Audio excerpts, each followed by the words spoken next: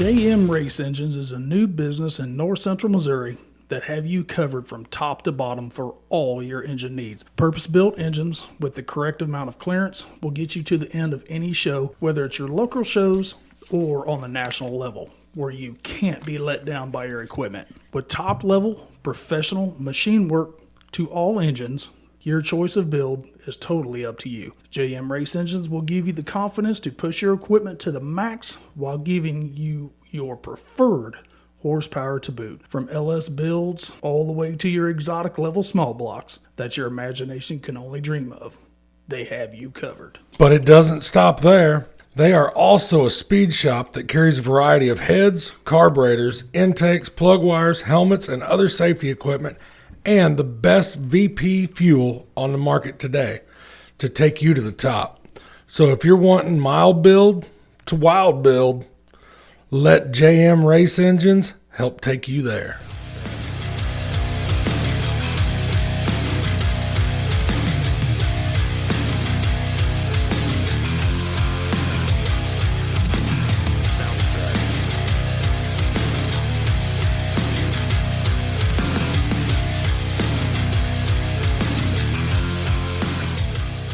Ladies and gentlemen, Hard Nosed Derby Podcast. What up, dog? Episode 161, player.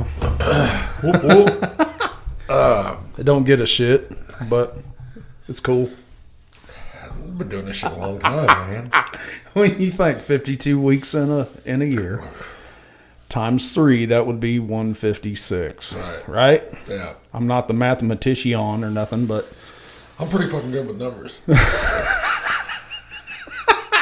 0 plus 0 equals fucking 0. Money. We've almost been doing this longer than most of my relationships.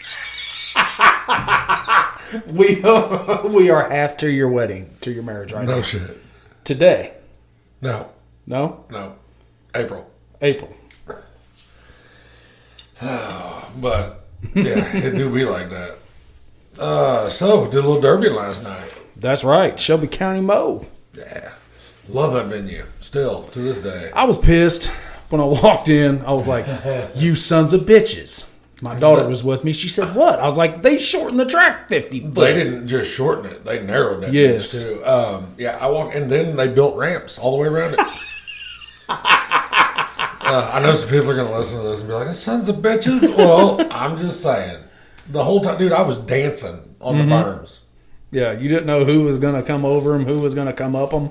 One of the ladies that was with the tech crew was like, were you the guy up there videoing? I said, yeah, that was me. She said, I was worried for you for a second. I said, ma'am, I've been dancing these berms for quite a few years. I know how to get around these. She said, it looked like it. I never moved the camera. Like, I just moved me. Mm-hmm. They were wide on the top. I mean, they could drive a skid loader across the top. I mean, I could see the tracks, and that was good, and the height was good, but all you had to do... Straight cut it. Took 20 minutes. 20 minutes is all it took. Go around all 4 sides, and that's straight. You're good. Because those compact guys were loving that shit. Oh, yeah. They was using that shit for a ramp. 100%. A ramp. Light car count? Yep. Mid-40s. 2 compacts. Yep. We've talked when you're running for your payback. They have some cool trophies. Yep. When you're running for your payback. But how many times have I told you I don't fuck about a trophy? I mean, I always did, whenever we were putting shows on, because there are a lot of guys out there that just want that trophy. And that's cool and all. And I'm not saying that you should be running for the money, but money buys cars, trophies don't. Right. So... Kind of like that chrome won't get you home. That's right. But it will get you laid. Overall, action. A lot of action. Great. I think my favorite class of the whole night was the hobo big cars. Mm-hmm. They got turned. You didn't see that horse fuckery, is what I call it. Yeah. I was talking to Danny and Tyler as they were walking out, as I was telling them they sucked. I make sure to do that You know, every time I see a promoter standing with his group of guys, just so they know. Yeah. Like, because I remember. Get off your pedestal. Yeah. And you'll suck. What do we do? I don't know, but you suck. Cocksucker. Yeah, you suck. And you know, I think that they're going the right direction. They are. Still some things that I don't like to see, but I've even told those guys, I was like, we're a little bit different. You know, we're not the average Joe who is just going to these shows just to watch the show. If I'm announcing it and you're videoing it, our eyes are on the entire track the whole time. Yeah. So we can see a little bit more than what them guys are seeing when they're just looking at their corners. Yeah, because I'm telling you, I have got, I'm not saying I'm the best photographer by any means, but I have got good enough at watching a derby through my phone that I don't miss much anymore. Yeah.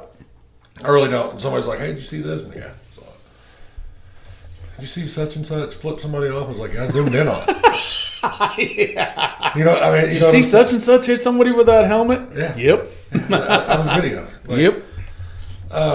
Because that's what I was telling Danny and them. You know, as I was telling them they sucked. I said, your best class tonight, in my opinion, was the Hobo Big Cars. Because them guys they did build together. There was a few of them that built together, but they were out there to junk that shit. Yep. You had our buddies from Hannibal. Yep. Which, man, I miss them running because it's like they don't give a shit every time. He does not care. Mr. White does not give two shits on what he is always happier dragging nothing home than what he brought. Yes. Yeah. I mean, he really is. That is his win. Well, he got the Wheelman Award out of it, which paid $500 for that class. Which he should have. Yeah, because of, the Sean deal. Yeah. I knew going into that thing, you got several cars with 88 painted on the side.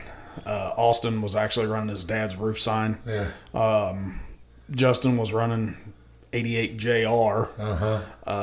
7-11 Mr. Frank Hancock, which we haven't got to see for a couple of years. Yep. He had 88 on the side, so you knew. Oh, yeah. Drew with the 7D, but, Drew had the sticker on the hood. You kind of knew what was going to happen. I mean, really. Well, okay, so let's dive into that a little bit. Let's go ahead and dive into that class. Drew Eubanks was not fucking around. Oh, no. Oh, no. I mean, which he made it clear what he was trying to do anyway. First 03. Yep. He wanted to know where they've been. He found out. It's the passenger rail right in front of the A-arm.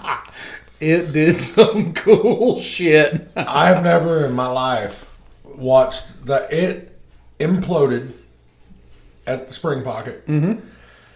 And that rail, you can't see me, you all, but I'm showing Derek where your elbow hinges. Bring it at a 90 degree and then go over that and try to touch your shoulder. Yeah. Because that's what that frame rail looks like. About 100 to 108 degrees, if I'm going to guess. Yeah, it was. And that was one of the best I've ever heard his car run. Was last night. Well, usually Drew's cars, his engines run good. A lot of times he has transmission deletes. Last night, his shit was perfect. The drivetrain in that car was money. I never heard it die. No, well, I did, but it started, which it should have died. Anything should have died the way he was running it. Wagon, 100% wrong place, wrong time. Yes. Yeah, I was trying to pay attention to where you were at, and I was like, okay, he's in the corner, because a lot of times you go to that wall. Yeah, well, and I done knew. They were playing that wall too hard all day. And I was like, you know what, I think I'm gonna cup chair this real quick and get over in this corner. The old cup chair. But, I mean, and then Mr. Cyrus. That's one way to set the trunk. Yeah. Yep. He did, boy. He did. He was not fucking around. That motor was not running right. Nope. Transmission jump, She gone. I did finally get to go back in reverse. Oh, it did? Yeah, park lockout. I think the linkage was a little fucked up on it, which was probably a contributing factor to why it's out. He tried it. He was looking at me, and I told him, I was like, shut it off. Uh-huh. And I held my hands up. I said, give it 10 seconds, and then try it again. So he's looking at me, and he kills it. Wham! Fires it right back up, and then tries to grab her. I was like, not enough time, bro. That's why whenever I went down to Austin, Fiverr, because I watched him and he was hitting his park lockout. And I'm like, hey, just for my peace of mind, hey, pull that, because I've seen it. Mm-hmm. You know, a lot of people they'll pull their shifter all the way back until it hits that park lockout and then set it. Yep. Well, the shit moves around a little bit in Derby. Yeah. Because it's happened to me. And I've got where I'm like, thump, and you can feel it kind of pulling a little bit. If you pull that park lockout, she'll go back into reverse. So, word of the wise, pull it right before you hit your park lockout, set it there. But anyway, Cy is running 114 mile an hour backwards across the track. He was too. Him and Brett White hit back to back hard. Yep. Ford didn't move. Mm-mm. I mean, it set the trunk on the Ford. It collapsed the hump on the GM. That's it. Try to set the trunk. We went back to the pits, and Cy had his car up on the trailer. And I was like, hey, does anybody look? Did it collapse the hump on it? They're like, no, man, I think the bumper come up on it. I was like, it collapsed the hump. And I was looking at the back of it. The fucking rail is straight from the hump back to the bumper. I was like, the bumper doesn't come up like that. It had to have bent somewhere. I said, I guarantee I can tell you where it bent. Mm-hmm. And it did. Top, front of the hump, gone. They're so shitty. They are. And guess where else it bent? Up front. Right in front of the aisle. Every time. Every fucking time. I told Si I was walking over there, I was like, I can tell you exactly where this car bent. Because it was built just like, identical to my Bristol car. Shit, the paint scheme was almost identical. Yep. And then I thought that they broke his wheel off. That's what I thought. All the lug nuts were gone. Every one of them. Did it shear the studs off? Nope. Just it bent one stud. So that was the last one. I just saw you pick the wheel and tire up and put it on the trunk, and I was like, when the fuck did he lose that? The fuck did we get ice cream? But anyway, comes down Pfeiffer, Morgan, Hancock. Yep. We've seen it before. Oh, yes. Oh, yes. Might not have been Austin. Right. But it was a Pfeiffer. Yes. Last night looked like that old school Mayhaffey Shelbina Derby. Mm-hmm. Mayhaffey, Morgan, McEwen type of shit. Yeah. I mean, seriously, because I seen 700s all the way around. Mm-hmm. You know. Oh, yeah. Glass house. Mm-hmm. I mean, how much cooler could it have been as a farewell ride for your roof sign? Yeah. Your son literally just balls out. That son of a bitch sounded good, boy. And it sounded good when he couldn't really get it in reverse. And I was like, scaring me, I ain't gonna lie. Yeah. Everybody can say what they want. But it going forward. But I could smell the transmission fluid. I could smell the transmission fluid that I was getting ate with. I could smell the tire smoke. The rubber. Yeah, but like he was ripping on that old girl in reverse, and it wasn't there. And I'm like, please stop doing that. Yeah. Please stop doing that. Yeah, I don't want to see shit explode. It scares me, dude. Anybody can say what they want. The shit scares me. Old Mr. Scott Gander was going for that Mad Dog as well. He hurt his motor. It hurt it. Like, dude, and it was running perfect back in the pits, and it started chirping when he come out on track. No clue. He took off on the line, and it started chirping real hard and went to a thump.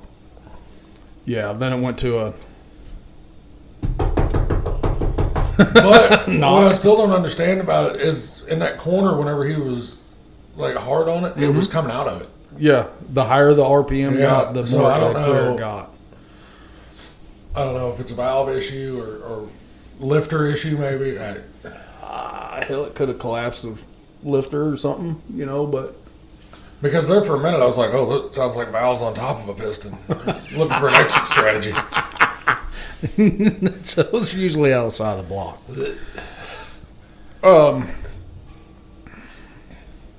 You want to go? Justin pulled out the win. Frankie in second. Austin in third. Drew with the Mad Dog. That was $1,000. He got, yeah. That's the biggest Mad Dog that Shelby County's ever thought about seeing. And it was well because deserved. it was because of those sponsors. It was because of Scotty and Jaspers and Sueda Inc. and Barry Elevator. They all just throwed in money and said, "Here, we're going 1,000 of this one, 1,000." Brett White was trying for it. Mm-hmm. He just ended up. Drew wadded him up over there. I mean, Drew wadded up a couple. I told Drew, I was like, you could have just cut the trunk off that shit. Oh yeah. Well, he told me several weeks ago. He's like, had a scratch in it. He was like, Going that way? yeah, I'm going that way. I want to see what it'll do. Yeah. Well, he did. You re-stub that car. It's perfect, though. Yeah. Yeah. And he told me afterwards, he's like, I might re-stub it. I don't know. I'd have to. I was like, well, everything Your from cage and your shit's already in it. yeah, Like, everything oh, from God. your cross member back is perfect. Yeah. Perfect. Hot stocks. Yes. Do we? Hold on. Let's back up. Let's talk about some of the whatever cars. What's the whatever cars? Oh, the ones that nobody cares about. The gut and goes? There you go. Okay. Because we really can't talk about compacts because there was only two. And it was the Pickens. Yep. And then Gage Ludington Drove around in the van for a took a little van and they knocked the rear wheels off that one. bit. He got a trophy. He did. Probably didn't pay much though. I think he paid anything. Because I think they were just running for their own money back. So, gut and go cars. Holy shit. Which it was Shelby County versus whoever those other cars were. Yeah. Wyatt Shores in a Honda Fit. Holy shit. I have never saw one of them be derbied yet. I've seen Bugs. I've seen Camrys. I've seen Camry wagons. I still don't know that we've seen one be derbied. I've seen one flat track now. Tell me I'm wrong. He was doing some circles. He was laying shots, but he took on the whole track to do it. But the son of a bitch run good. It did, and the whole time I'm like, you're going to get that fucking thing hot. And not be able to, I mean, it was, yeah, Jesus. I wanted to smack Garrett Baker. Love the dude to death. Like, he's a good friend. Oh, yeah. But he was doing the one thing that I can't handle. You mean on the limiter? For zero reason. It come down to actually teammates who are going to be running at the Southern Number 9 Memorial Show. Yeah. Garrett Baker won it. Devlin Knaus, his teammate, got second. They hurt some shit. Oh, yeah. Devlin, I think, broke a wrist. They had it all kind of splinted up, and they said, you probably need to get your ass to the hospital when you're done. Get you some x-rays. So I think after he got his check, that's where he was going. Everything that was on that track was junk. Mm-hmm. Junk. Well, except Shores. Right. That thing didn't Fuel tank. Yeah, it didn't budge, bend, nothing, which he got the Mad Dog out of it, too. Sad dog. Sad dogging. Okay, let's go to minivans. Trucks, SUVs. Yeah. Very. I even kind of announced it. I was like, there's a lot of feature wins on that track. Yeah. At the same time throughout the year. Andy Parrish, Right.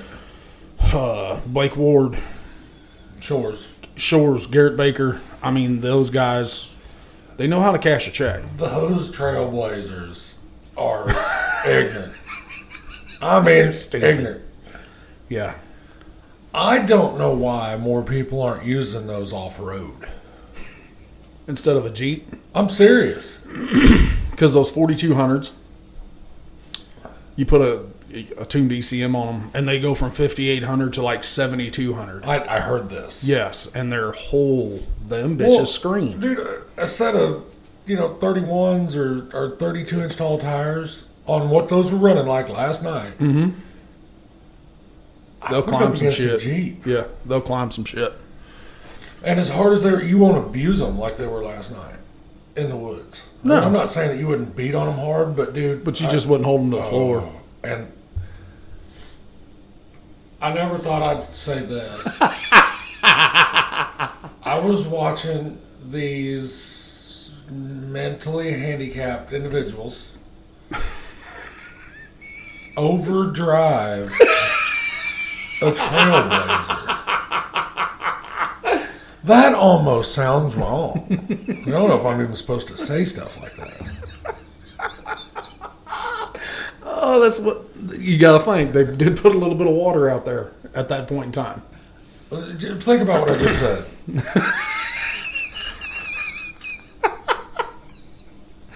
A trailblazer had enough horsepower To overdrive them. they were overdriving. Mm-hmm. I'm going to say this too, and if somebody in that group wants to fight me, come on with it. I bet some of them have never been in anything that run like that. I'm not going to disagree with that. With 25s on the back of them, what it looked like they were running. 23s, 25s.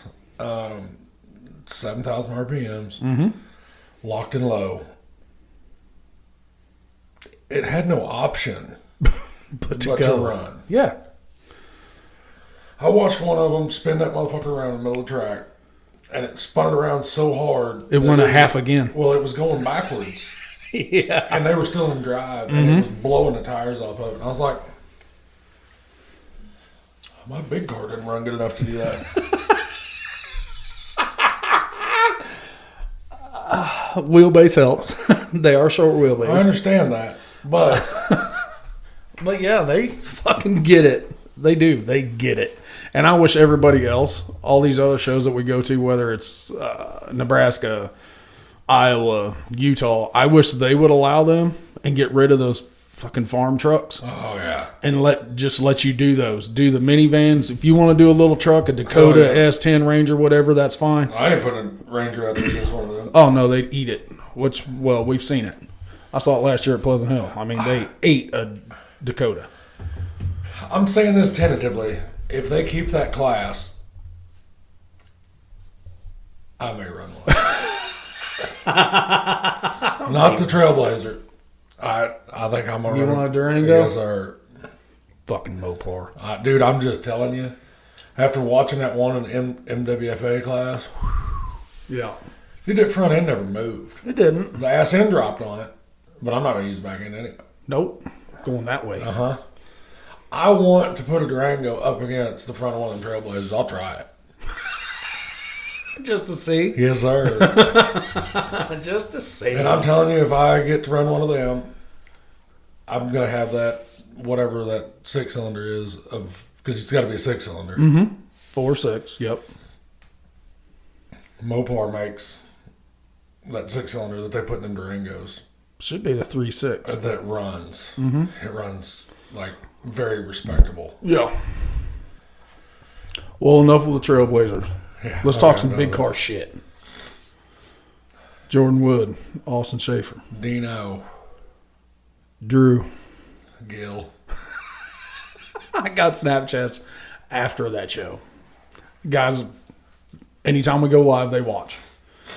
Even in South Carolina.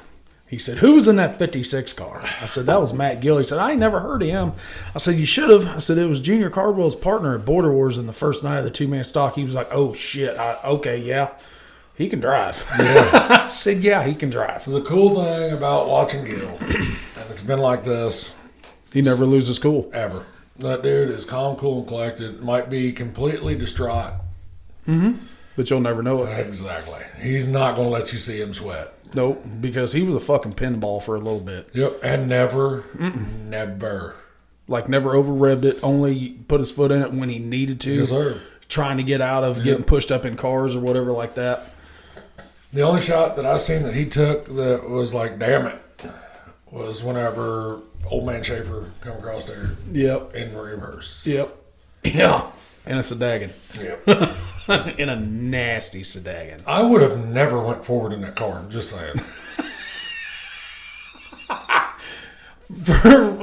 About until he was out, I don't think he did go in forward. I mean, I just did the back of it. Yeah, he was trying half track shots and shit.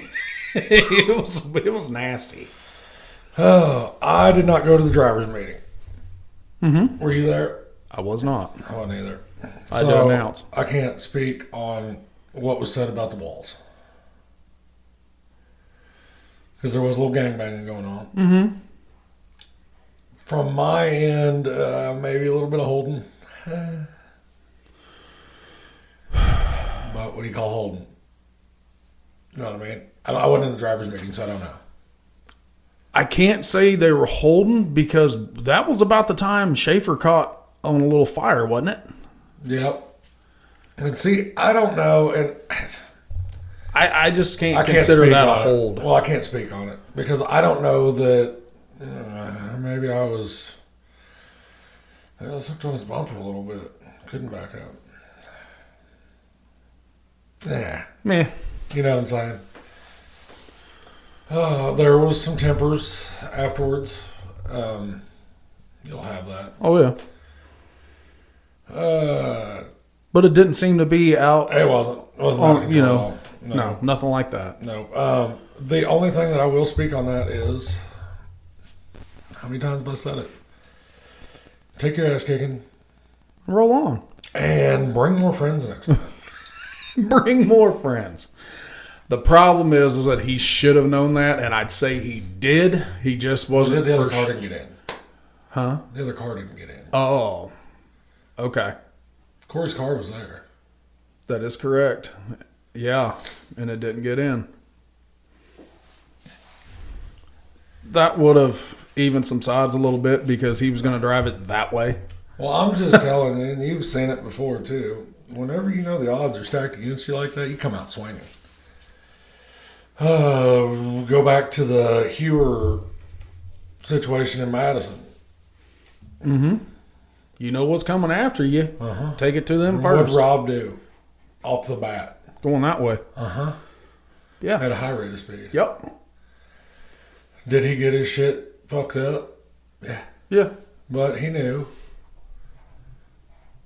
I ain't going down without. If we're going down, we're fucking going down swinging. Uh-huh.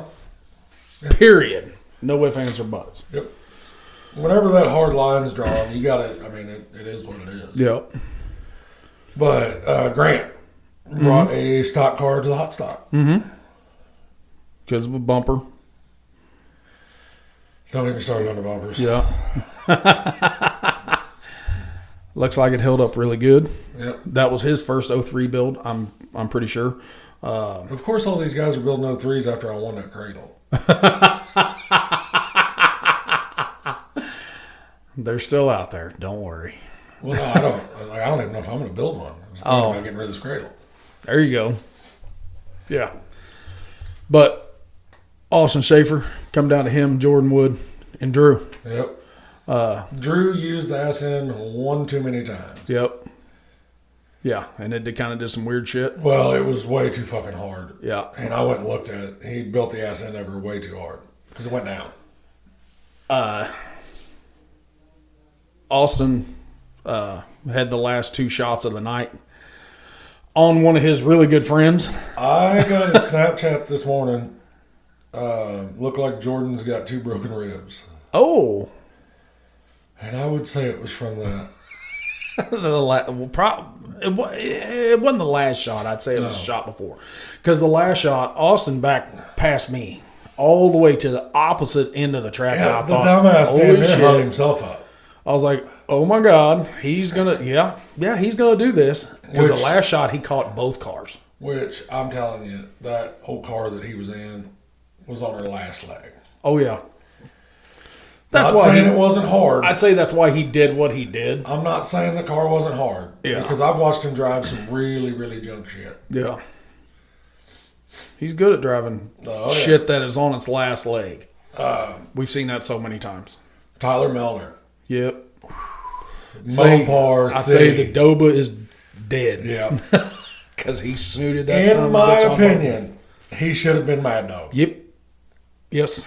Because he had that poor little baby Doba out there. I mean, poking and stroking. Well, he's going after suspension in reverse. Oh, yeah. And then full sending it. Which had that Mopar laid on the ground where they're supposed to be at. Mm-hmm. With them old leaves. Yep. Locked everything in. Uh-huh. It did some whale tailing and shit by the time it It's was supposed to. That's what they do. Yeah. I think its sub looked like it kind of might have dropped It out did. of it. But I'm telling you, it textbook bent like a Mopar. Mm-hmm. Because I watched him, I was like, oh, dude, don't do that. Because I was watching him take that firewall shot right there about the demise of him. Mm-hmm. And I was like, oh, man, it's not going to take it. It ain't going to like it. And it did not. No. I watched it. I was looking at him over a car because, you know, he had that Mopar laid on the ground. Yeah. And I couldn't see the headers. And then I watched him hit that firewall. And then I seen his headers. They just magically appeared. I was like, yeah. It'd be like that. Yeah, and I told Danny afterwards, I said, I don't think... I'm not saying Schaefer shit didn't look cool. It did, because it was at the end. Right. But I kind of told him, I was like, y'all should have paid attention to this one on this end down here a little bit more than you needed up there. But Austin Schaefer pulled out the win. Jordan Wood second. Drew Eubanks in third. Mad Dog went to Austin Schaefer. So there's some discrepancies. There were some dates and stuff. Shelbine is having a second show. It's in August. Just hang out, pay attention to Midmo Promotions, pay attention to Shelby County Fair Facebook post on when the date is, because they thought, one of them thought it was one weekend, the others thought it was the weekend after. So, we'll keep you updated too. Yeah. Yeah. As soon as I told him, I said, how about you sons of bitches huddle up and figure out where I'm supposed to go, and then tell me. You tell me where I'm supposed to be at. Yes, just tell me. Let's put a stamp on that one. Yeah. For now. Hell of a show.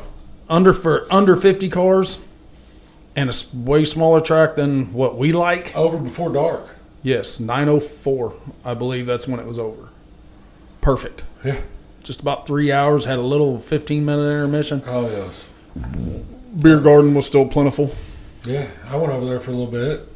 I drank a few beers last night. Didn't get out of control. Didn't have a headache or anything this morning. But I also had to go get my kids from your son. Yes. So, And then the other one was already here when I got here.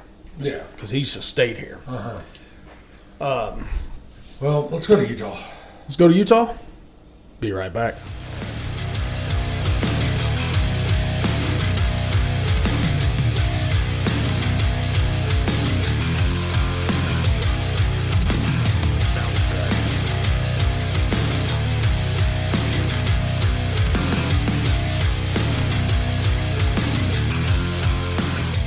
DerbyNation.tv is your one-stop shop for your Demolition Derby pay-per-view needs. With a schedule like no other, you can catch all the shows you want to watch at the touch of a button from the comfort of your living room without leaving your house. But pay-per-view derbies aren't the only thing that they can get you. You can also carry a monthly subscription to watch the ever-growing Derby Builds, where you get all the behind-the-scenes action on different build processes with the Derby Builds team, including team show cars and even some national-level youth builds. And if you can't make it to that big show in person, go ahead, host that shop watch party, and let DerbyNation.tv bring excitement of Demolition Derby action straight to your shop live on your TV.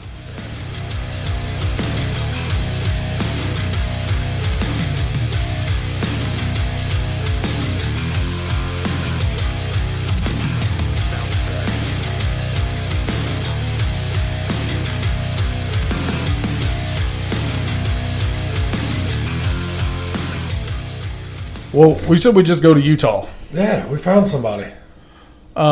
Utah/Wyoming. Runs in Utah, lives in Granger, Wyoming. Yeah. 13. 13.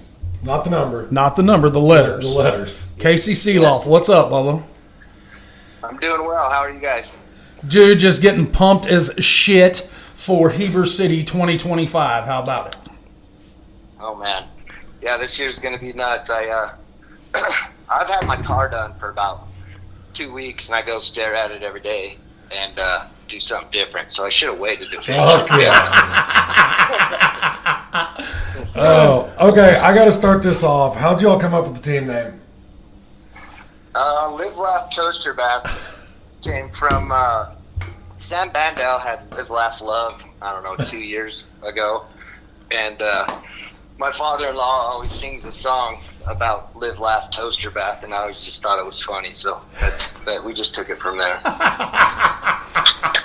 Because what Broadhead did with the graphics on it is just fucking phenomenal. Yeah. No, he did a killer job. I just give that guy ideas, and then he takes them and makes them and, sends it back. I give him a little bit of feedback, but the guy, he does a really good job. So 100%. 100%. So, dude, where did the number come from? When I first started, there was the 13 in every town. So I'd either have to spray paint an X or a A or whatever by my number. So I just started spelling it out. That way they didn't make me change it. So you aren't so dumb. No, I was just trying to get away from all the 13s and the X's and the A's and the U's like they got in Utah. I figured it was because that was Taylor Swift's favorite number or something. Fun fact about me, I went to Taylor Swift, bud. She actually puts on a hell of a show. I can't believe that just came out of your mouth. Oh, my wife loves them, and she begged me when we first got together to go to Taylor Swift, and I said, all right, whatever. And I went, and it was a heater. I'll be 110% honest with you. It was a good show. So, guys, if you don't have any background of Casey, or you're looking for a boyfriend, it sounds like Casey is available. The Taylor Swift shit is so far away from Casey, it's not funny. And I'm not saying it's not close to Teal's heart. But yeah, I wouldn't just say, hey, Casey, you want to go to a Taylor Swift concert? Because my answer would have been, fuck no. I probably would have went. It was fuck no for quite a while. There's always give and take in a relationship. I drag her around to some shit that she doesn't necessarily care for. So I figured Did you have to go get a tattoo after you went to that concert? What's that? Did you have to go get a tattoo after you went to that concert just to make sure that you were still a man? I have 13 tattooed on my arm, bud. See, there we go. So does Taylor Swift. Okay, I'm done giving you shit. On a serious note, let's talk about some derby stuff. Dude, how'd you get started in this crazy shit? When I was growing up in Rawlins, Wyoming, my grandpa brought my brother and I to a demolition derby every season. And I've always loved it ever since then. When I started out, just like everybody, I was absolutely fucking terrible. Didn't know my head from my asshole and got beat so many times. But I just love it, stuck with it. And all the good people who could give me advice, Pat Patolos and the Samses and Chuck Tiptons, helped me, throughout the process. And even the guys that didn't necessarily care for our crew, they'd come and show us how to do things. So just slowly learned in advance, but I just loved it since I was a young kid. How did, dude, what you do for a living, because you kind of started your own little business, which I think you kind of got away from that because we talked at Rapid City. You were getting ready to actually start a new job right after that, but what you did for your personal business actually kind of interacts with derby shit. your welding, your cutting, your CNC, your plasmas, and all that stuff. Yeah, I'm fortunate enough to have a plasma table in the shop, and we basically have a fabrication shop. Just throughout the years, things I've collected and things that I bought that I didn't necessarily need, and they come in handy. So I got to give a shout out to all the guys who build parts online and then advertise them online, so I can go copy, steal it, and make my own parts. I appreciate it. Trademark Ricky Bobby LLC. Yeah, no. I kind of got away. I was a miner for, 18 years at one company, and we had to part ways. I went and started my own little gig, but it was too far away from home, and I came back home, went to another company mining, and I work underground again. But we only work 14 days a month, so I got plenty of time to do my own side gigs. So what has drawn you? I mean, the aura of Utah Derby. What drew you to Utah so much? Well, when I was a young man, I was a lot crazier than I am now when I was in a vehicle. So what? just the total carnage down there is awesome.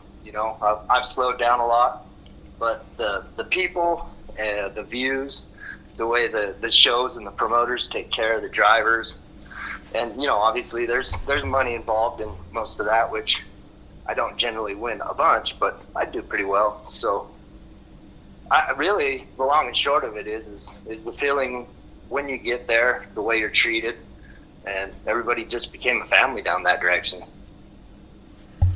What was the first car you got in?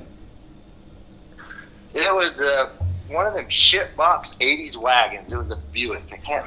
Oh my!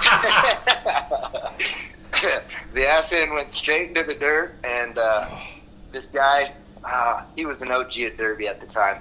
Best cheater we'd ever seen. He had duct tape all over his car for good reason. We didn't necessarily know what was under it, but he folded that thing in half, and there I sat on the wall. But it was a good time. Another metric GM shitbox. I hate him so much. I'll tell you what, though, the rims were cool. It looked awesome before it got hammered. So is that what really drew you to Ford? Because that's all I've ever seen you in, anything I've ever watched you run. Oh, no, there's been more. Yeah. But not personally. Right. Me personally watching you run. The first part of my career, I'd run Buicks, and then we moved on to Cadillacs. Chuck Tipton was actually the first person to run a Cadillac in Wyoming that I know of. And to be honest, Pat Bartolo set the tone after that, and those guys ran around and would run Cadillacs in Utah and Wyoming. They'd buy the 73s, 4s, 5s, and 6s, and they'd give me the 68 to 72s. And so we all had our little niche in the game, and that's what we ran for the longest time. When they brought back Imperials, I did a little stint with those, and then slowly realized that these Fords, as much as I hate to admit it, are the way to go. So that's kind of what I've evolved into. And you have really gone up to the upper end of the Fords instead of the lower end of Fords, correct? Yeah, I did run one. I think it was a 84 or 86 Vic, and they're just not hard enough. So I moved into the 03 and newers, and I like the mod classes for sure. Okay, so what is that? Why are so many guys sucked into Utah for that mod class? Is it just because of the longevity of the cars, or it lets you get a lot more creative with your build process, or any of that stuff? I don't know. I ask myself that question every time we run a car, because I got a mod car sitting in the shop. My wife's got a wire car sitting in the shop. They both bend in the same places, and we fix them in the same places, and then we bring them and run them again. So just as well build wire cars, but it's mostly just the feeling of building a machine, knowing the ins and outs of it, how it works, how it functions. I like to get into the steering and the geometry and things like that. You are not the only person that has actually said that, talking about the front end physics and geometry of one of those things. Right. I've actually, my mom's a math teacher, a great math teacher, high school. She's since retired. This year was her last year, but I'll call Casey Seiloff up and say, get your ass out here. We're going to do a little math because I don't necessarily understand what I'm up to. She don't love it, but she comes. Mom! Mom, the math! I need it now! No, well, and we've talked about that. Builders like to build, and whenever they can dig into that geometry of that front end, or they figure out how to keep that steering under that 03 or whatever, and they've got that leg up on the competition, that is a win in itself for a builder. We've said it a million times on here. Derbies are won in the shop. Yes, they are. I mean, if your shit won't run when you put it on the trailer, it's not going to run when you get it to the track. No, if you're not running and rolling, there's no sense in even showing up. And you know, everybody's got their things they deal with in life, but a lot of times when you show up into the arena and someone's working on a motor, dialing it in, someone's, you know, beating frame seams in, if they're still working, they're not necessarily a problem. He's talking about me. I never said shit. I didn't say who. I just said they. We've got wrenches on the trailer pulling through the gate. Fuck. Paint was still drying on the way to Bristol. Fuck around. Well, dude, how is it that you got Teal into the game with you? So, when we first got together, I think it was 13 years ago, I ran a shitty suicide Lincoln. I don't know why I did it. They're garbage. I hate them, but I ran one. And just like they always do, I lost steering right away. And I was so frustrated at this car. Heber had a powder puff heat shortly after that derby that I ran in. And I told her, you can go finish this thing off. And so we fixed the frame, fixed the steering. She brought it there. And little did I know, we brought 36 beers and a screwdriver. And fuck yeah. If you win the powder puff heat, they let you into the grudge match at the time. So she comes out and she goes, hey, I want to run the grudge match. I said, you can't. She goes, no, they told me I could. I walked up to him, I'm like, why did you tell her that? He just started laughing. But it was awesome. Everybody in the pits got together and give us parts and started burning beads on that car and got it fixed up for the grudge. So she takes second in the grudge. And then she drives out and goes, I'm in the main. I said, fuck, you're not going in the main. You're not going in the main. And she weighs like $130. We fixed that car. It had no power steering at this point. She goes out there and just starts spinning shitties because the steering wheel's locked to the left. Luckily, she could not get it straightened out. Luckily, someone come and tagged her and got her straightened out, but she ended up taking second in Heber in, I believe, 2013. And she's been hooked ever since. Oh, my. It do be like that. Yep.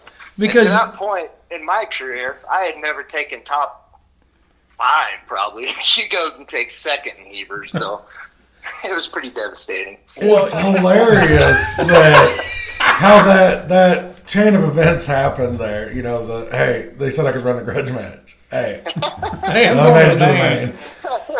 Well, and what's funny, she pulls into the main, and I'm looking at, you know, they check the seatbelt, they check the helmet, and make sure she's strapped in tight, and the tech guy looks at me and goes, her seatbelt's broke. And I'm like, fuck. So I walk up, analyze the situation, put a big old nasty knot in that fucker, put my foot on the side of the car, suck it tight. She goes, is that okay? He goes, yeah, if you want to let her run. I said, all right, get out there. Probably not, but you all said she could, so yeah, this is on you now. No, she's good to go. She made her. Because usually, you know, we talk about everybody's support system, you know, especially when they're running on national level events. And, I mean, we say Heber is a county fair, which we do know it's a Wasatch County fair, but I'm telling you, it's the biggest county fair in the world for a derby. Yes. Pay-per-view, I mean, people fly in from everywhere and trying to run this thing. And, you know, you've got a support system that's good, but now you instead of building one car for this show, now you're going to build two, or have to build two for her on a wire class. But now it's changed from that single event to that team event. How quick did that make your heart rate go up when you knew it was going from singles to a four-man? Man, being a part of a team obviously is that's a promise you make to three other people that you're going to bring everything that you got to that show to support them, help them, and hopefully win as a team. So I take that shit seriously. If I'm committed to something at my own rate, where it's just me, I do the best I can. But if it's a team deal like we got going on, we bring it to a whole nother level. We built Pat Patolo's car in my shop as well. So we've turned out 2 mod cars out of the shop. Currently working on Teal's car. But like you said, going from a singles to a team demolition derby, that's huge. All the parts you have to bring, all the money invested, the time invested, the amount of time that you're away from your family, and it's a hard thing to do, and thank God I have support. So I just want to show up there, do my best, just like them. It's very important to us, and it's huge. Well, I'm actually going to announce this. So Casey and I were talking earlier this week, and you are so serious to the point that you are almost doing 2-a-days. You are not only building in the shop, but you're actually building yourself. You're running, you're lifting, just to prepare your body for what it's getting ready to go through for 3 days. Yeah, just like I told you, it's going to be fucking war. And I lift every day, but to catch me running, there's probably a cop behind me.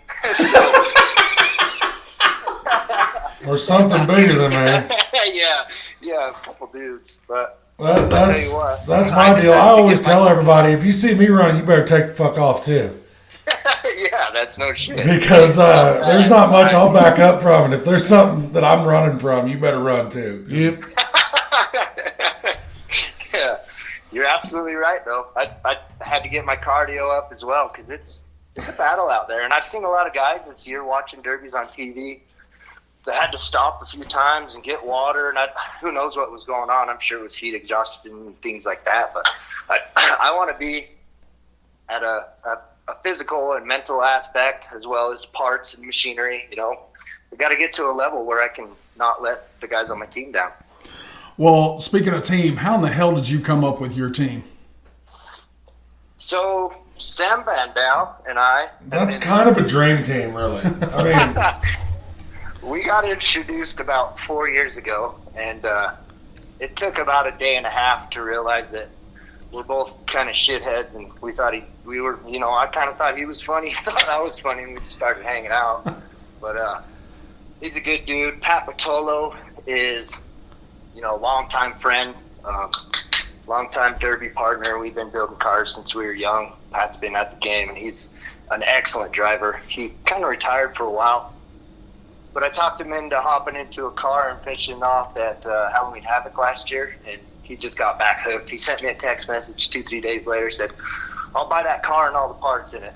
I said, "Fuck, you're on my team for Heber next year then, huh?" He goes, "Yep, fuck yeah, I am." So it's always been a dream of mine to run, with Pat. He's been a good friend, and he's a fucking wheelman. Which Vandal is kind of a shithead. Yeah. Vandal, goddamn, that guy, he wheels and wheels, and he's at a different show every weekend. It cracks me up because you never know where the fucker's going to turn up. No. Yeah, oh yeah. Hey, you'll look up and you're like, what the fuck is he doing here? Well, and we ran a team show last year, and that guy built his car in, 10, 13 days. Shows up, finished painting, and he wheels us into second place down in Utah, Hurricane, Utah last year. So he's an amazing asset. He's got a lot of experience behind the wheel as far as the the team show is concerned. What? And I think it's going to be great there. You know how long it took me to realize that Sam did not live in Utah?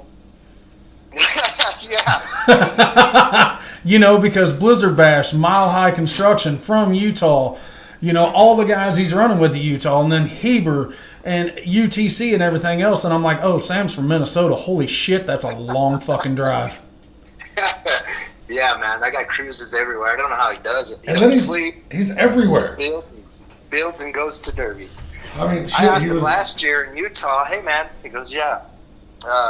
Your kids go to school? Because they're everywhere, too. Yeah, they do. I mean, the dude was down here. I mean, he was. Was he there last night? Well, no, but he was like three hours from the house at a team show down here Yep. this summer. Oh, okay. Yeah, I wouldn't doubt it. He pops up everywhere, that guy. Well, dude, what is... Dude's like Beetlejuice. Yes. I know the anticipation of this team show is crazy. What we enjoy so much, the politics are going to be out of the fucking conversation because it's Right. one-on-one all the way through. Yep.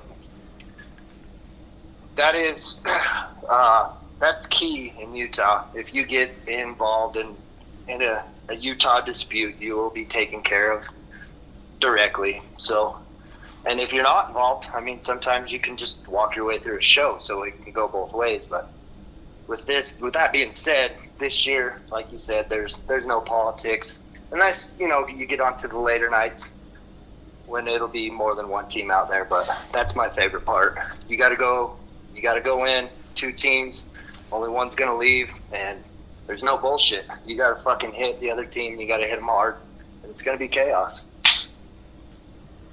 Love it. I do too. Love it. That's my favorite. And we've got so much support from Utah. They're the reason why we're coming. I mean, Jackson Johnson, me and you had talked. Jackson did a waffle deal, buying sticks for a car and some wheels and wraps and pit passes and all sorts of shit. And he wired the money over, so that is covering our flights to come out there. Because they said no matter where you've been in Utah, if you have not been to Heber, you've got to see it in person. So they did everything possible to do that. I know you and Teal, you supported that as well, plus all the other homies that we got out there making this possible for us to be out there in a few weeks. Yeah, and that's part of what I was touching on earlier. The feeling in Utah, even though you are opponents out there. It happens everywhere in Derby, obviously, but more so in Utah. Yeah. It's a family. We take care of each other. I've had people that I don't necessarily care for walk up, ask for parts. I hand them a part. I don't expect it back, and that's just kind of the way it works. I do expect when I walk up to get a part next time, but besides that they take care of each other. We're all kind of a family down there. I've had so much fun out there, and I'm not joking. Like, the hospitality is just over the top. Absolutely. They feed us lunch and dinner. You will not find that at any other derby. And we're walking around the pits, and we've got people we don't know. Hey, come over here, check us out. Come here, look at this. I'm like, man, if you were in Missouri, we'd be fucking fist fighting over this. Like, can't even look at anybody's car around this bitch. Yeah, around here you've got to ask permission to look. Unless you're bigger. Yeah, they're like, what y'all need? Oh, we're just looking. There's my old man, we were in Thermopolis, Wyoming at a derby, and a group of people that we don't necessarily care for on another squad across the way walked across and just crawled under my car, and they were looking under it, and we didn't see anything, but my dad did. He walked up and he goes, hey, did you fucking lose something under there? He pokes his head out and goes, no. He said, get the fuck out from under that goddamn car.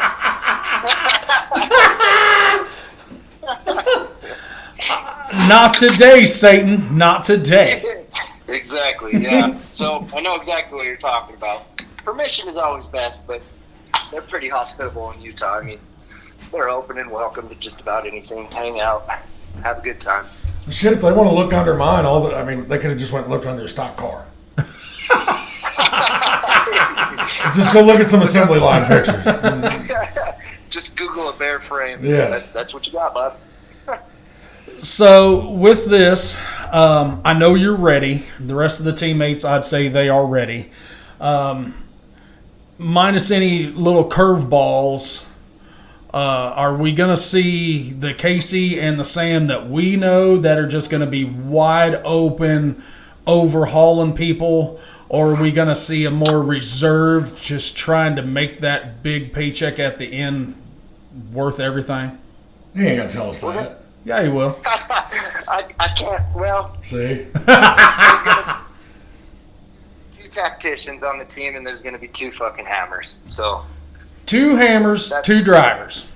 Yes. I like the more of the 4 hammers. We really do. We like the 4 hammer in the heat to get that shit over with as fast as you can. Then knowing that you're going to be going, against the other bad motherfuckers that you hope you get in the middle there before you get to run for all the money. But it's absolutely willing what you're willing to put your equipment through, knowing if you drive it as hard as you want to, how much more time you're going to have to fix that piece of shit. And that's all going to come down to the heat draws. Say you draw a team with the Proctors and the Sweats. Mm-hmm. Good friends of mine, good people, complete goddamn assholes in cars. So I love those guys to death, but I would rather not have to go against them on Friday. So that's when your game plan changes. They're going to have 4 hammers every night. If we go out there on Friday and we end up against those guys for whatever reason, the draws end up that way, we're all 4 going to have to drive like hammers. So I guess there's an exception to every rule. It's gonna change based upon our competition as well. 100%. No, I'm with that. Yeah. No, that's all fair. I just want Casey to drive like Casey drives. I'm just anxious to get. I'm ready to get out there. I'm ready to look at these cars, and because what's it been since? Shit, it's been 2 years since I've been out there, out that direction. You've been out in 23 was your only time. So like I'm ready to come out there and see. I'm ready to experience Heber. Well, what we're used to seeing, since going out there for the state fair show, I mean, that's a limited weld build. That's a light weld build compared to all the build that you guys get. Right. You guys get all the welding wire, all the build, all the plates, all the rust repair, all the kickers if you don't have a cradle, that type of shit. So we haven't got to personally experience that heavy of a build out there. So I think that's one reason why we're so wound up to get there. Well, and rightfully so. I think everybody's put their best foot forward this year, and I know there's going to be brand new motors, brand new parts. I mean, they're not coming to fuck around. Just from what I've seen and what I've heard, it's going to be total chaos. Like I said, it's going to be fun. See, we love it. We ended up we put some numbers to paper yesterday, and it was 344 pounds of wire in my car.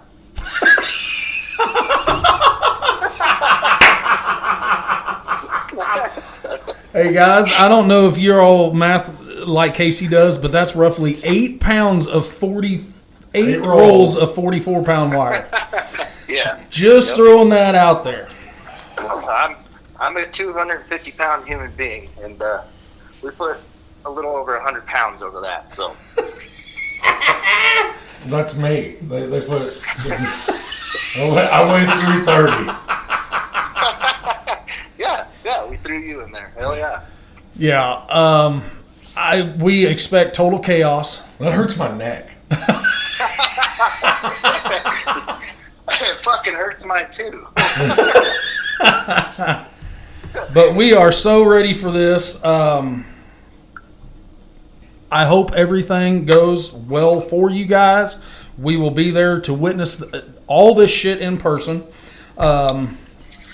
hopefully Teal's build goes well, getting her finished off, and hopefully she can go out there and just drive circles around the dudes and pull off a big win there too.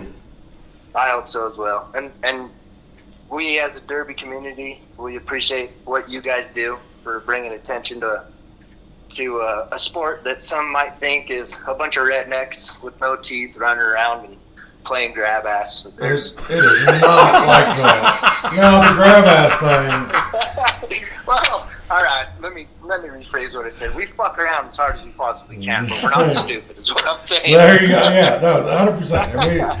And we preach that. Like, it's not the toothless redneck sport anymore. I mean, these guys have got more in their cars than what some of these shitbag people running around talking shit on us making a year. Yeah, or having their whole house. Yeah.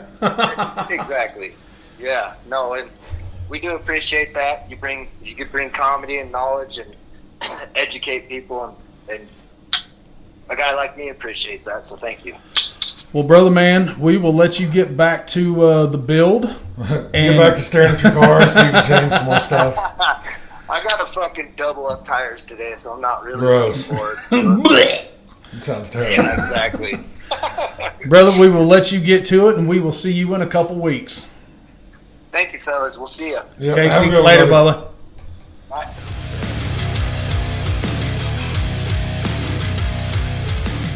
Since Justin has been on board with us at Hard Nose, we have figured out how much Broadhead Decals means to the sport of demolition derby. His great quality parts are seen from coast to coast and everywhere in between. But he can do more than just derby products. Your everyday business may need some pep in its step with new banners or stickers. And just give him an idea and let him run with it. Whether it's business related or just want to look badass in the winner circle, let Broadhead Decals work for you. We do.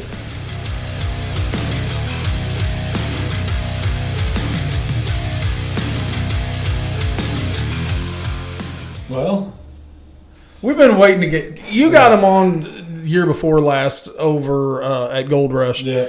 I think him and maybe Tom Russell at the same time, but the audio, you couldn't really hear it. You had to crank your shit to the moon. Yeah. But after hanging out with this crazy bastard at Gold Rush this last year, I told you. We just hit everything off. Well, I told you whenever I got the cake when I was extremely hungover. But like, they're just, man, there's a totally different mentality from those guys out that way. Mm-hmm. They don't know strangers. No. Very kidnappable. You are very kidnappable, or they are? Them. Like, yeah. They're just like, you can be like, hey, come here. I got a microphone. Why don't you sit in front of it? They're like, all right.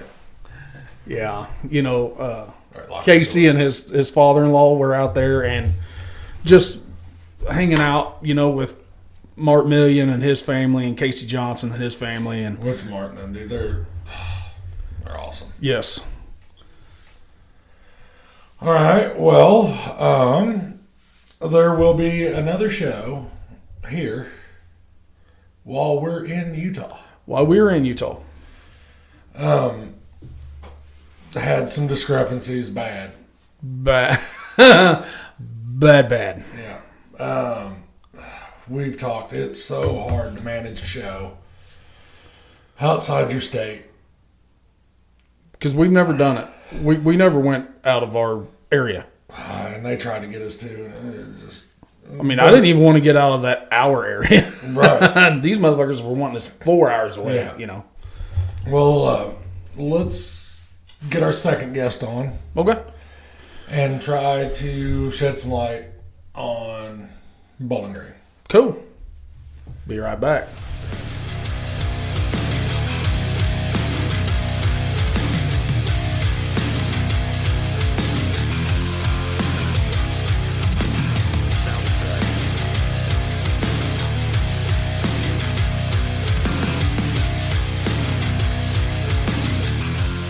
Ladies and gentlemen, are you tired of your compact going into limp mode? Are you tired of watching everyone run circles around you at national level shows? If you are, do something about it. LMMF Simplified Wiring is the only way to go. With tuned DCMs and simplified harnesses, Ryan has made everything simple for you. Just plug and play. With next level customer service backing up a great product, why not join the winning side? They will get you wired. So you can visit www.lmmfsimplifiedwiring.com or find them on Facebook to get you started. And enough about compacts.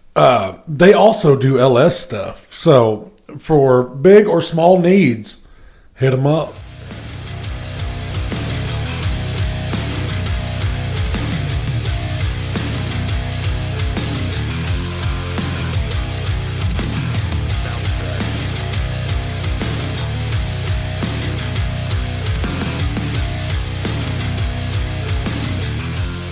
Well, we were talking about Bowling Green. Yep. We wanted some information. How about a twofer for today? There you go. Chad Markley, what's up? Hey guys, how you doing? Oh, we are here. Been one of them weekends. Yeah, I've had the same problem, I think. Oh, well, we were talking. Got your team show coming up here in Bowling Green. I mean, it's coming up quick. Yeah. Well, let's talk about it. Alrighty. Yeah, let's talk about these crazy payouts. Yeah, the payouts they're always good over there. I should have been a little more prepared. I don't have them pulled up in front of me, but the team's paying at least $10,000 to win. And I know we threw some hobo money, or not hobo, but gut and go money out there.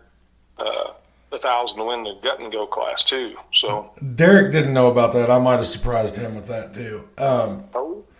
Mr. Markley and I talked the other day, and we were talking about. I said, "Man, them gut and goes will make a show." Oh yeah, there might be 15 of them, but they'll bring like 864 fucking people with them. Well, and they will put on a show. I mean, they always do. Yeah.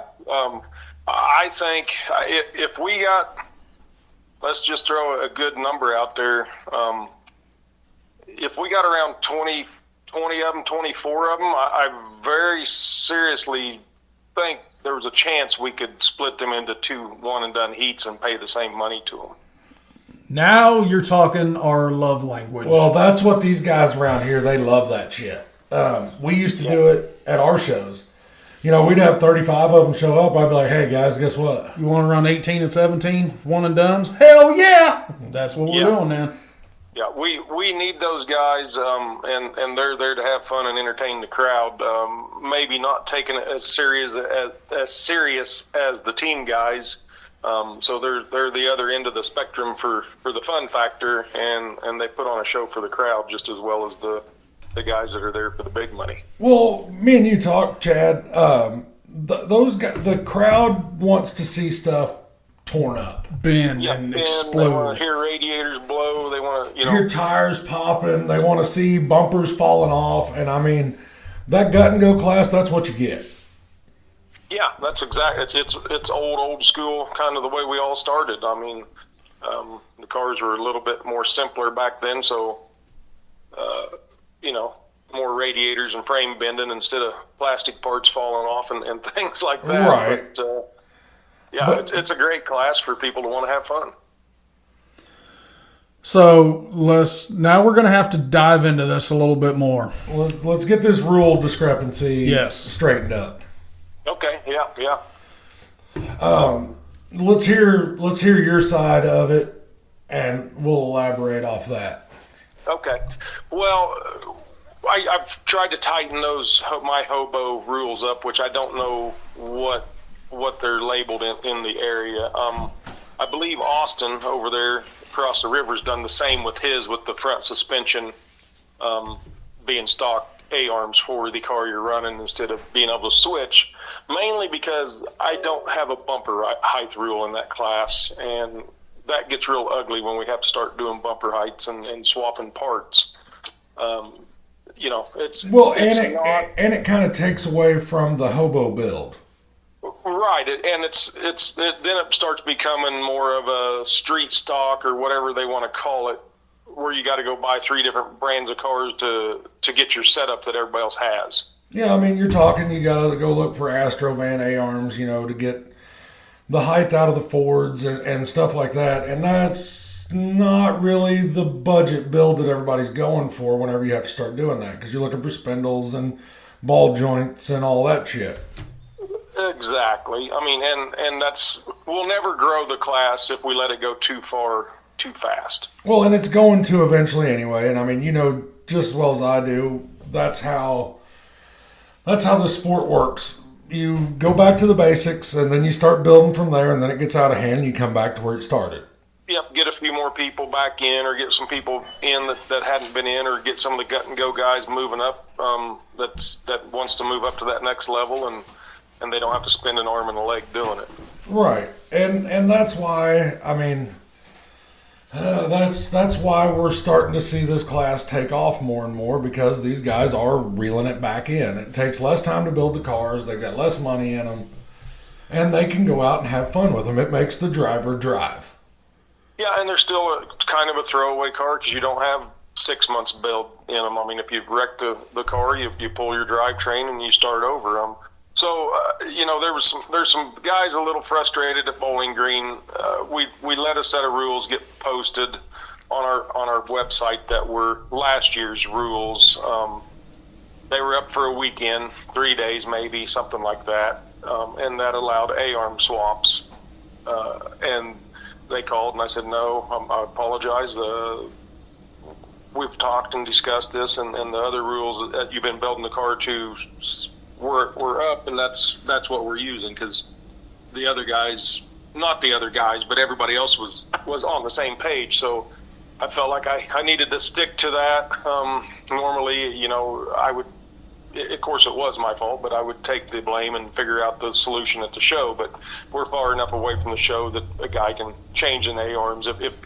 If you can't do that, then you've done so much to modify that suspension that it wasn't going to fit in the hobo class anyway, probably. Well, that's my thoughts. Even with the rule set that allowed the A-arm swap, it had to be a direct bolt, right? Yeah, yep, it'd have to be a direct bolt on. So if they did swap the A-arms, they could swap them back, because they weren't supposed to modify anything, where the stock suspension should bolt right back up to it. Yeah, you're not supposed to move holes, cut holes, do anything, but on the old rules, it would have to be a direct bolt on. I mean, cut the wishbone out of the square Fords and put the bolts in them on an 02 or newer, or the older cars with the wishbone, go ahead and bolt them on. Like some of them had the bolts, early ones did, the 93s, 93s, 94s, but that's what I'm getting at. Like, that should not be a deal breaker as long as you're going to tech that across the board. I mean, that is literally just swapping A-arms back out. I mean, if you didn't... And my main thing is with it, there's 2 reasons I need to keep that way. I don't want to get into the ride height game, and I don't want the average guy to feel like he needs to go buy spindles, A-arms, and all that for a hobo class. No, I'm with you, because, like I said, for the Fords, you'd have to go get your Astrovan A-arms. You'd have to change spindles, ball joints. I mean, you're talking a little bit of money there. But I'm thinking that the real discrepancy was on like the 03s and newers, right? I gave a 2-inch spring spacer to get them a little bit of height, and I don't know what all they were wanting to try to get done there, with probably the aftermarket struts and all that good stuff. I hate discrepancies. And in my opinion, an 03 needs to stay an 03. Yes. You're not building an F-150. Well, there's some truth to that. I mean, they're going to become a issue. I mean, everybody's figuring them out. They're good cars. They do plenty of damage, but they're so good that they got to get them setting up there, and that's a game changer in that other class when nobody else can get their height. Right. So it sounds like to me that you have fixed the mistake and you're standing on it.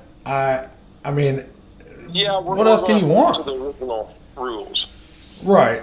And I mean, there's not going to be any more changes.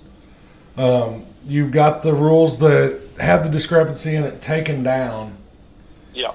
I mean, I guess what I keep hearing in the chatter and stuff is you were doing this because you wanted such and such to run, or, you know, this was set up for your. And I don't know if, I mean, I'd die on this hill. I don't feel like you all are the types to play favoritism. Correct. Well, I don't know who. So if there was any, I don't know who that would be, because all the teams are local. I mean, there's a couple across the river, and they're not complaining about anything. I think they're in Old Iron, so, you know, they're not changing anything. The square forwards, the early forwards, they're fine. As far as favoritism, that they're barking up the wrong tree there. No, fucking Chad don't like. He don't like them evenly.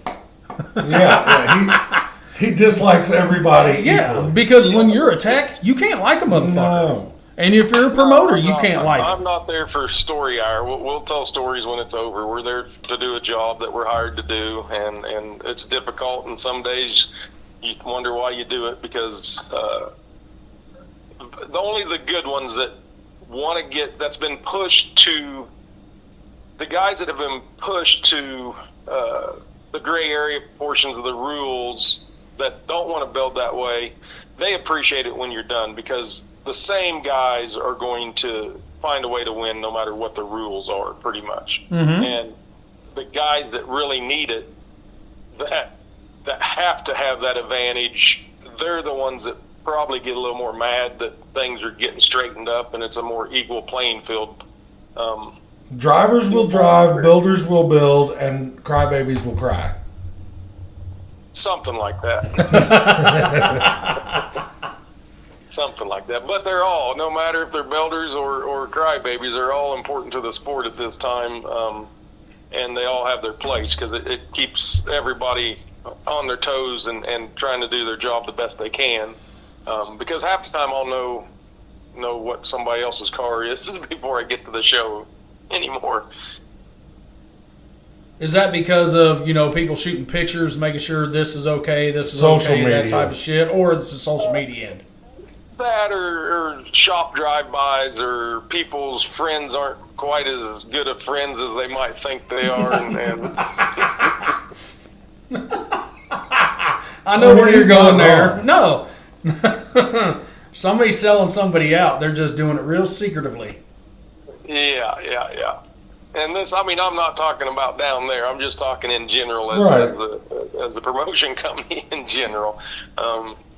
I get calls before. I'm like, well, I can't inspect the car before the show, so I can't really tell you the answer. I haven't seen it. Well, I have.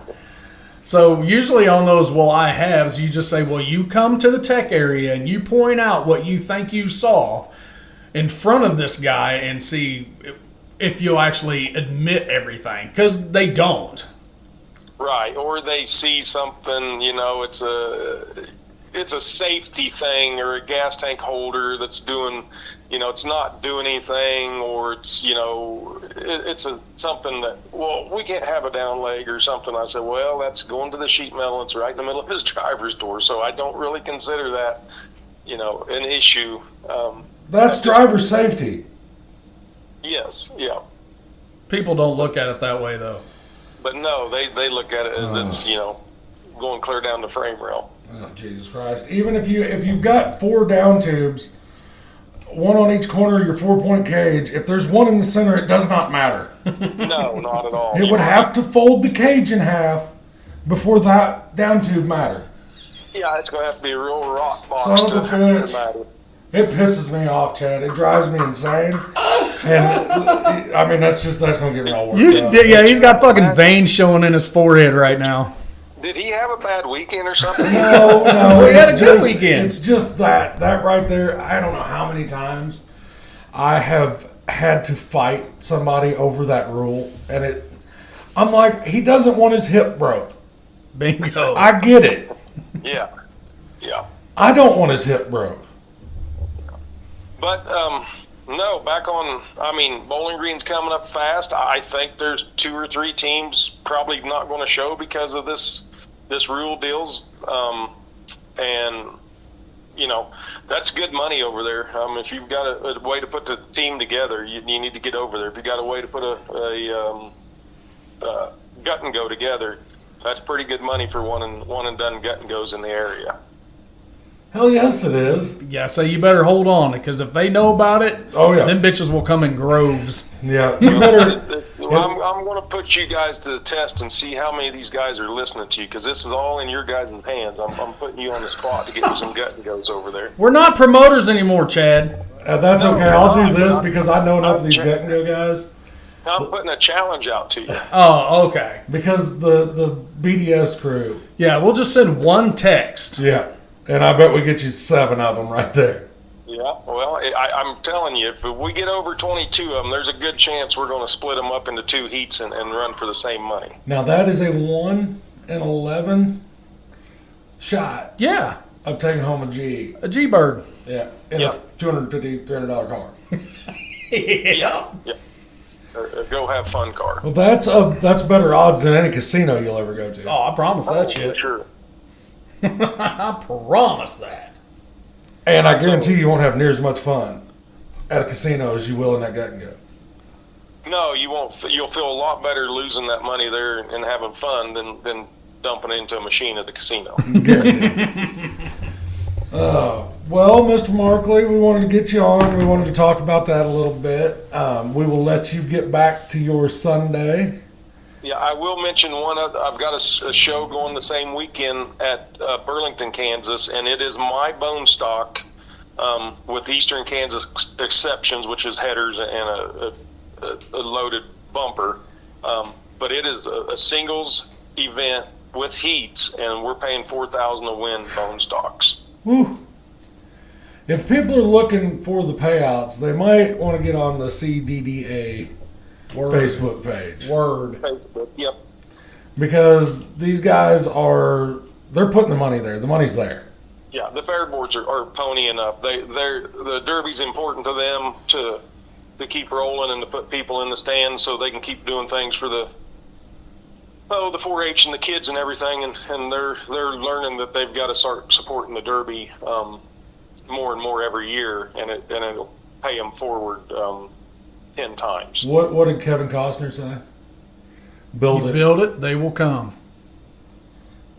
Well, part of that's true, yes, but they're getting fewer and fewer of them coming, so we got to get people back in. Oh no, and I agree with you. But yeah, and you've got Lynn, Kansas coming up too. King of the correct? Ring. King of the Rain's coming up next weekend. It'll be a good show up there. I wanted to go really That is our bad. bone stock. There'll be, I think we got 22 2-man teams on the paid up. So hopefully 18 or so of them show up, and they run all at once. Everybody's out there at once. We take a break halfway through, clean the track, let them change a flat tire, whatever they can do in about 10 minutes, and then finish the show off. Is Track Shot going to be there again this year? Yes, yep, they are. So if you can't make that show in Lynn, Kansas, you should be able to watch it for free $99 on Track Shot Live right on YouTube, and you can see exactly what the King of the Ring is about in Lynn, Kansas. Yeah, and we actually got a kind of a special guest that's going to be running on one of the teams. Steve from Derby Nation is going to be actually running the car, so he can't be heckling people up there on what they should do or how they're driving or how the car's been, and now we can critique him. Oh, I know he's looking forward to Oh it. yeah, he'll love that. Yeah, I think it'll be good. He'll be signing autographs in the pits. He said he'll sign almost anything. You need to get that James Kitchell guy over there. Is what you need to do. Yeah, he's kind of enjoying his break off, just like I am, from not having to build so many cars. I bet because you all built a lot real fast there for a minute. Yeah, last year was busy. Oh, but Chad, we appreciate you jumping on, buddy. We will catch up with you. And We'll see you somewhere. Best of luck to Lynn, Kansas next weekend. All righty. Oh, get me some gut Gut and Go's over there, and maybe we'll see you guys over there at Bowling Green. We got you, buddy. All right, dude. All right. All See right, you guys. later. Triple B's Tees offer custom shirts and logo designs for all your apparel and merchandise needs, offering a variety of shirts, hats, hoodies, tumblers, and koozies. Triple B's will work with you one-on-one to personalize and perfect your logo. With over 5 years in the business, 20 years in the sport, they live for Demolition Derby. Chunk and his crew can bring your imagination to realization with 0 limitations. So for all your badass tees, choose Triple B's. Twofer. Sounds like the rule discrepancy has been brought to light. Here's my issue with the rule discrepancy. When this shit was found, these are buddies of ours. Right. You know, both sides of this deal.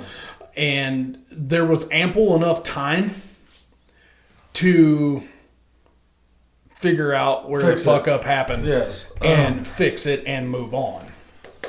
But then there's principle of the matter. Oh, there is. But when you've got a promoter standing on business saying, hey, I fucked up.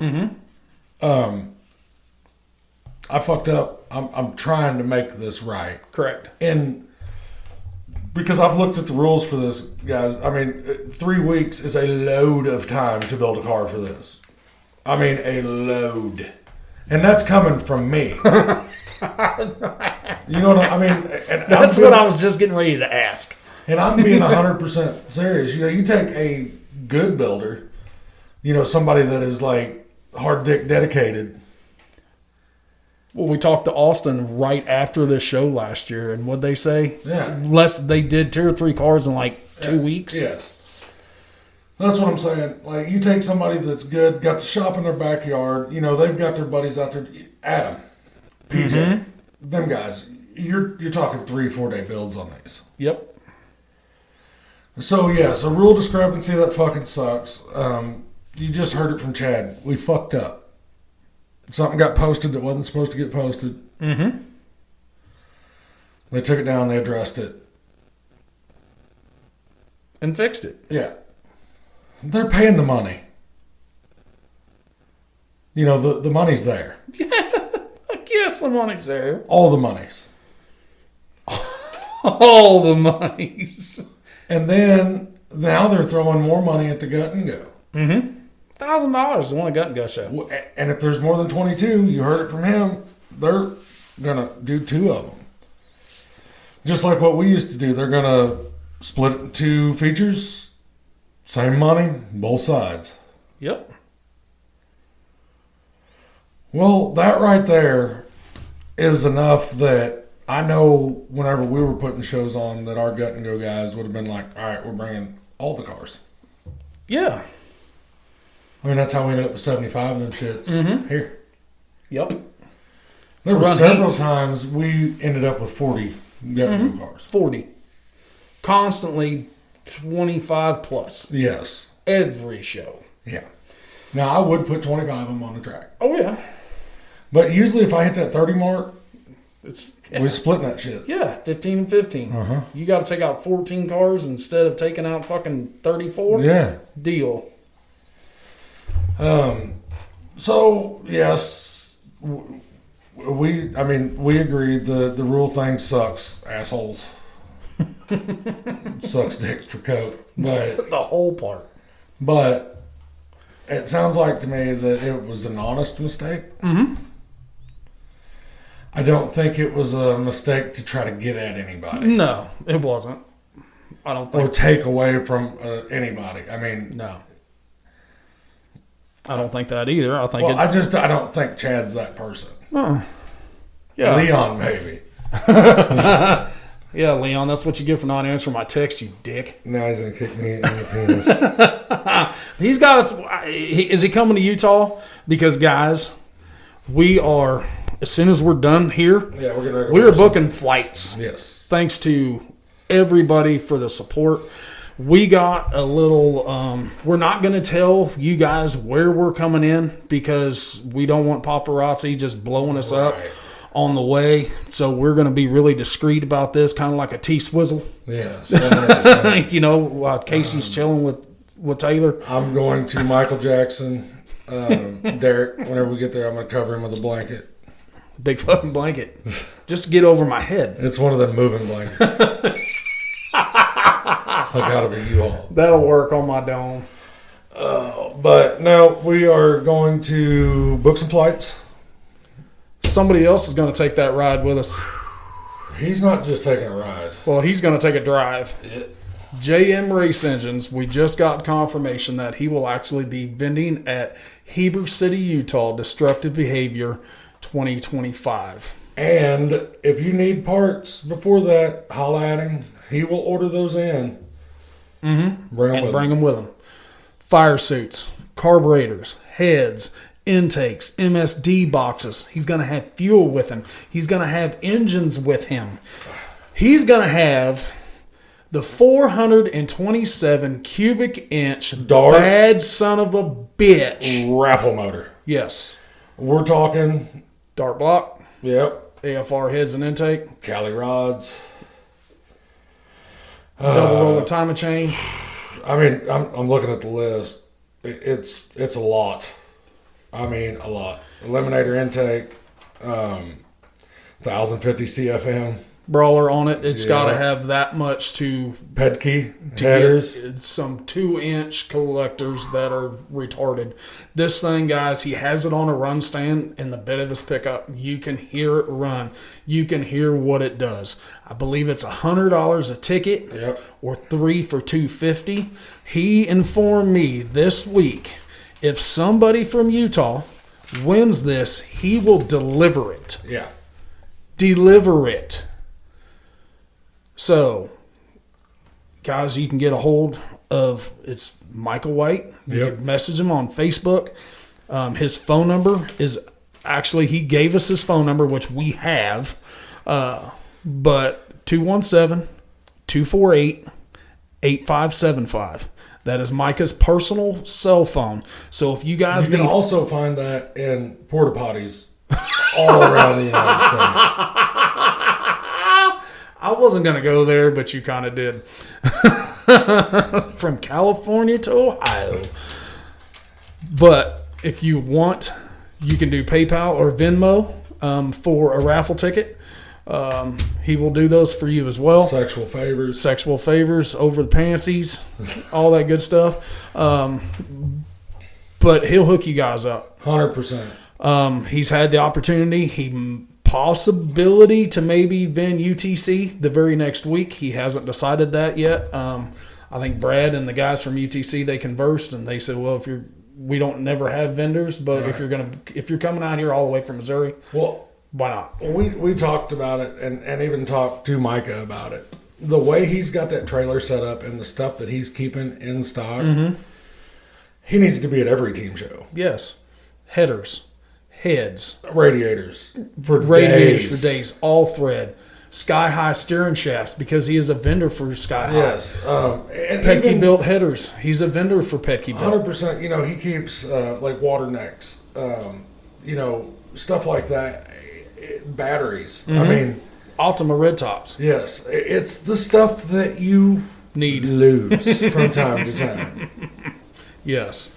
And to my knowledge, he had 28 and 31.5 inch radiators. He's got single and double pass. He's got like B7 all thread. Oh yeah. He's got wheels and tires.